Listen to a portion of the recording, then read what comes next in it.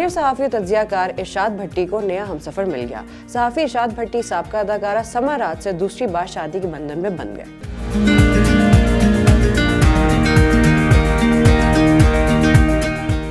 शादी की तकरीबात लाहौर की बादशाही मस्जिद के करीब एक रेस्टोरेंट में मुनक्किद हुई, जिसमें करीबी दोस्त, अहबाब और रिश्तेदार शरीक हुए।